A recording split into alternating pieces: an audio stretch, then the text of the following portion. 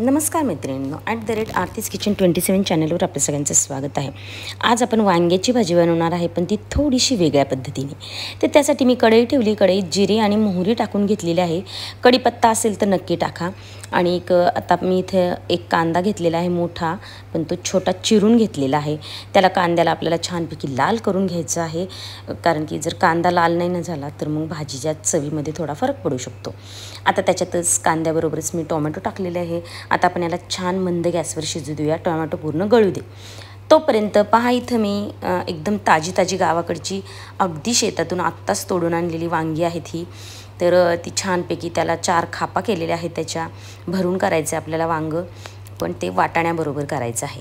तर आता इथे मी 2 चमचे शेंगदाण्याचा कूट घेतला आहे। हे आपलं नेहमीचं घरचं वाटण घेतलं आहे, असेल तर घ्या, नसेल तर नाही घेतलं तरी चालेल। आलं लसूण पेस्ट असलं तरी चालेल। हळद घ्या, घरचा मसाला घेतला मी, तर तुम्ही कांदा मसाला किंवा लाल तिखट वापरू शकता। त्याचबरोबर इथं मीठ टाकले आणि थोडासा मी गरम मसाला टाकलेला आहे। आता इथं मसाले तुम्ही तुमच्या आवडीने थोडेफार बदल करू शकता। वाटण नसलं तरी काहीच हरकत नाही आहे, आलं लसूण पेस्ट त्याच्यामध्ये घालू शकता।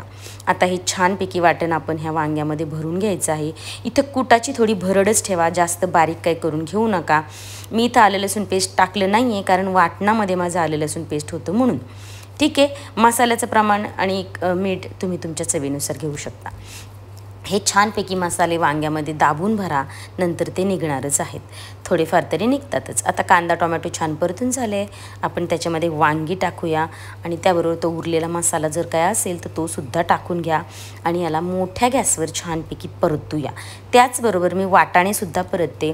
आता तुम्हाला हे कॉम्बिनेशन थोडं वेगळं वाटत असेल, पण इतकं भन्नाट लागतं ना, तुम्ही ही नक्की रेसिपी ट्राय करून पहा। जरी वाटण बदललं किंवा काही बदललं तरी वाटाणा आणि वांग्याची कॉम्बिनेशन तुम्ही एकदा नक्की ट्राय करून पहा, तुमच्या पद्धतीने करताना काहीच प्रॉब्लेम नाही आहे। चवीत थोडाफार बदल होईल, पण चवीला फार छान लागतं।